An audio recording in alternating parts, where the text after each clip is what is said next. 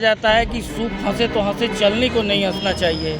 जिस चिराग पासवान का जिन्होंने हनुमान जिनका है वही पार्टी तोड़ दिया, उनका परिवार तोड़ दिया, और वो अब दूसरे का पार्टी के तोड़ने का वो कह रहे हैं कि संपर्क में रहने का, जिसका अपना ही बेस नहीं है, कोई अपने पास उनके दो नेता नहीं है, सब उनको छोड़ करके चले गए हैं और वो दूसरे पर हंस रहे।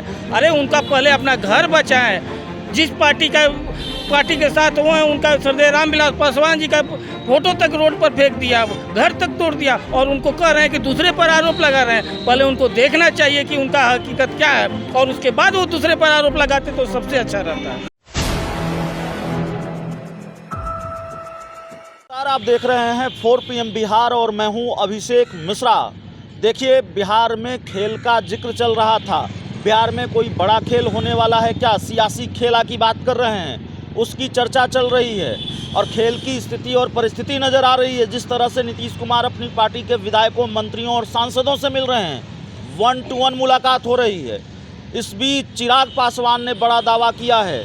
लोक जनशक्ति पार्टी रामविलास के राष्ट्रीय अध्यक्ष ने दावा किया है कि नीतीश कुमार की पार्टी के यानी जेडीयू के कई विधायक हमारे संपर्क में हैं और नीतीश कुमार को अपनी पार्टी को टूटने का खौफ सता रहा है। जेडीयू का रिएक्शन लेंगे। हमारे साथ जेडीयू के प्रदेश सचिव राजेश तिवारी हैं।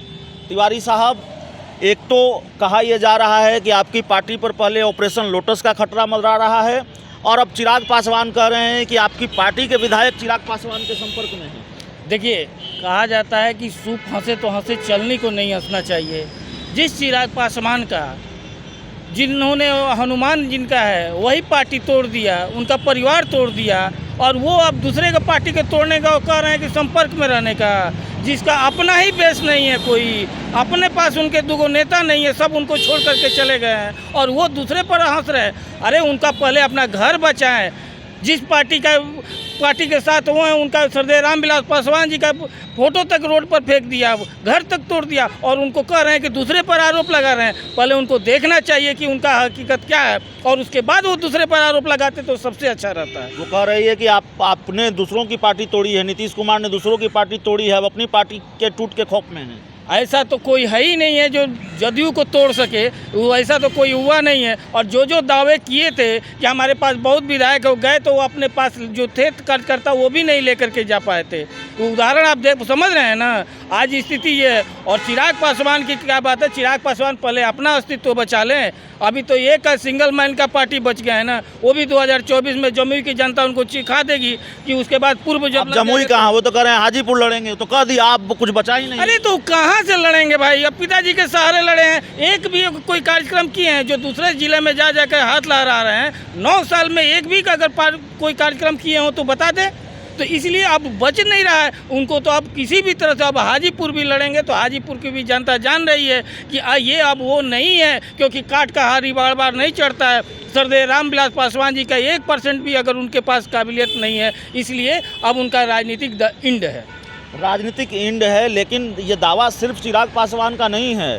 भारतीय जनता पार्टी के प्रदेश अध्यक्ष सम्राट चौधरी ने दावा किया है कि आगे आगे देखिए होता है क्या, जेडीयू भी टूटेगी, कांग्रेस भी टूटेगी।